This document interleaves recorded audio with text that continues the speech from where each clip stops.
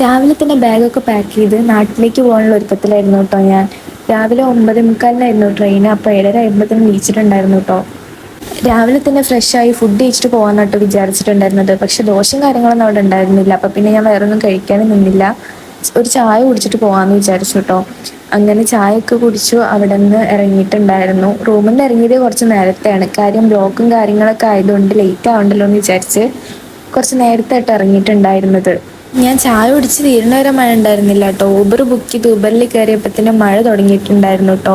അങ്ങനെ റെയിൽവേ സ്റ്റേഷനിൽ എത്തിയപ്പോഴേക്കും മഴ കൂടി, നല്ല മഴയായിരുന്നു. ഞാനൊരു 3/4 മണിക്കൂർ മുമ്പ് തന്നെ റെയിൽവേ സ്റ്റേഷനിൽ എത്തിയിട്ടുണ്ടായിരുന്നു കേട്ടോ. അങ്ങനെ എത്തുന്നതാണ് ആക്ച്വലി നല്ലത്. നമ്മളെന്നാൽ പിന്നെ ധൃതി പിടിക്കേണ്ട ആവശ്യമില്ലല്ലോ. അങ്ങനെ വേനാട് എക്സ്പ്രസ്സിലാണ് ഞാൻ പോണത്. അതിന്റെ ലാസ്റ്റ് സ്റ്റോപ്പ് ഷൊർണൂർ ആയതുകൊണ്ട് പിന്നെ ട്രെയിനിൽ നിന്ന് കഴിക്കാൻ വേണ്ടിയിട്ട് ലേസും അതേപോലെ മിനറൽ വാട്ടറും മേടിച്ചിട്ടുണ്ടായിരുന്നു കേട്ടോ. അങ്ങനെ അതൊക്കെ ഞാൻ നേരെ വീട്ടിലെത്തി. ആദ്യം തന്നെ കുളിക്കാനാണ് കേട്ടോ പോയത്. അങ്ങനെ കുളിച്ച് കഴിഞ്ഞപ്പോൾ അനിയൻ വന്നിട്ടുണ്ടായിരുന്നു. അവൻ ഈ വീഡിയോ എടുക്കണ കാര്യം അറിയില്ല കേട്ടോ.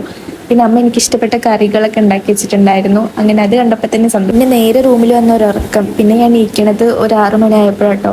എൻ്റെ വീടിന്റെ ബാക്ക് സൈഡിലുള്ള മതില് മഴയൊക്കെ പെയ്തിട്ട് ആകെ ഇടിഞ്ഞു പൊളിഞ്ഞ് വീണിട്ടുണ്ടായിരുന്നു കേട്ടോ. അപ്പം അമ്മ ഞാൻ അവിടെ പോയപ്പോൾ അതിന്റെ കാര്യങ്ങളൊക്കെ എൻ്റെ അടുത്ത് പറയായിരുന്നു. അങ്ങനെ അത് കഴിഞ്ഞപ്പോൾ ഇതെന്റെ അനിയന്റെ ഫ്രണ്ടാണ് കേട്ടോ. ഇവര് 3 പേരും കൂടെ ബൈക്കിൽ പോയിട്ട് അവിടെ നിന്ന് ബൈക്കിൽ നിന്ന് വീണിട്ടുണ്ടായിരുന്നു. അങ്ങനെ 3 എണ്ണത്തിന്റെ കാലിലും കയ്യിലൊക്കെ മുറിയാണ്. അങ്ങനെ അത് കഴിഞ്ഞ് ഞങ്ങൾ ചായ കുടിക്കാൻ വേണ്ടി ഇരുന്നു കേട്ടോ. ചായക്ക് മുറുക്കായിരുന്നു. പിന്നെ ഞാൻ ഫോൺ എടുത്ത് അപ്പം തന്നെ മുഖം പൊത്തും. ഞാൻ യൂട്യൂബ് ചാനൽ തുടങ്ങിയതിന് ഏറ്റവും കൂടുതൽ ഊക്ക് എനിക്ക് ഇവൻ്റെ നിന്നാണ് കിട്ടിയിട്ടുള്ളത്.